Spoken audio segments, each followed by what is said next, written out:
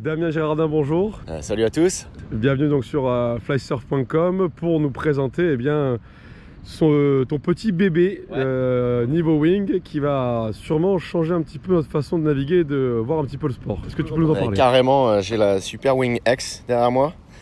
C'est un projet sur lequel je bosse depuis plus d'un an en fait. Ça fait maintenant presque 3 ans que je design des wings. Je pense que on travaille un maximum pour mettre de la tension dans la voilure, mais il y a un problème d'étirement. Et là, en bossant avec un nouveau fournisseur de tissu, on a travaillé sur un nouveau X-Ply qui est plus léger. Un X-Ply, c'est un matériau qui ressemble un peu à ce qui se fait sur les voiles de windsurf ou sur les voiles de bateau, les voiles de motte.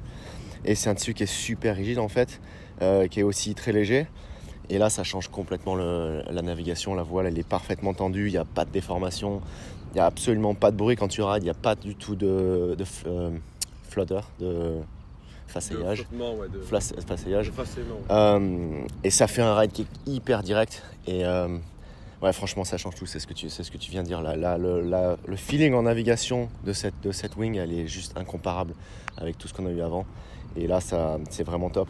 Alors, ça fait, comme je dis, ça fait plusieurs mois que je bosse dessus. Et en fait, il y a quand même un truc qui est hyper important avec cette wing, c'est que si tu l'avais fait 100% en X-Ply, pour la rouler, ça ferait un sac qui ferait, tu vois, déjà c'est la 3.6, ça ferait déjà presque ma taille.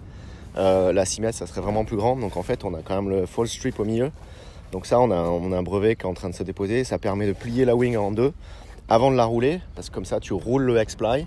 Et ça, tu peux le plier en deux. Donc ça, c'est hyper important pour la praticité. On peut avoir un sac qui a une taille normale.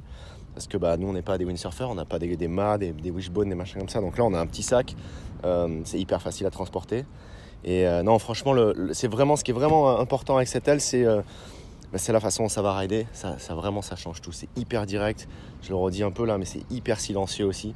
Et on a plus ce bruit de flappement qu'on peut avoir. Il n'y a plus rien, il n'y a plus rien, qui bouge. Et puis on a tellement moins de déformations sur le profil. C'est une aile qui remonte au vent vachement mieux au final. Parce que quand tu regardes les wings normales, le profil se déforme tellement que tu as un profil beaucoup plus creux que ce que tu aimerais. Et là, avec ça, vraiment le profil reste bien. Donc ça, moi, ça fait des mois que je le cache. Je ride la nuit pour pas que les gens me voient. Je ride sur des spots où il n'y a personne. Donc là, je suis hyper content enfin de le présenter. Et je pense que essayez-le et je pense que je vais être content. Justement, donc pour les clients qui seraient intéressés par ce produit-là, c'est vraiment donc cette rigidité qui fait vraiment toute la différence et c'est ce qu'on recherche dans la wing. Une wing plus rigide et c'est ce qu'on a avec ce matériau. Exactement. Là vraiment, alors il y a la rigidité qui est due au matériau. On a aussi travaillé sur le panotage du leading edge pour être plus raide aussi qu'un leading edge normal, mais ça arrive sur toutes nos wings. Toutes nos nouvelles wings, elles ont le nouveau panotage. Mais ouais, vraiment là, la rigidité est incomparable. On parle de rigidité, également on sait qu'il y a une grosse tendance sur le free surf. Est-ce qu'au niveau de la stabilité, ça peut poser un problème cette rigidité? Ah non, justement au contraire, là, ce qui est incroyable, c'est comme il n'y a absolument aucun façaillage, quand tu la tiens derrière toi là, la wing elle est tellement stable, elle ne bouge pas. Quand ça façaille une wing, ça part un peu de droite à gauche, machin. Là ça ne bouge pas du tout, c'est vraiment incroyable.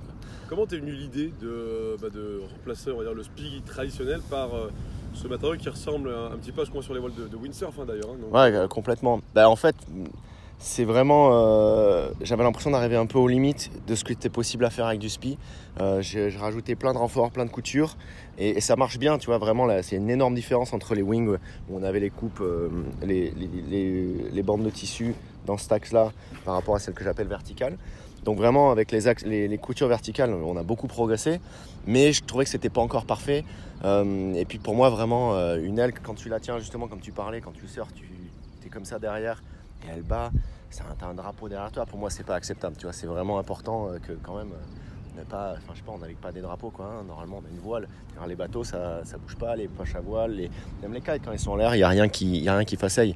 Donc non, ça c'était vraiment l'idée, c'était reprendre la tension pour pas avoir de déformation quand on ride, pour avoir au final une aile qui soit beaucoup plus performante.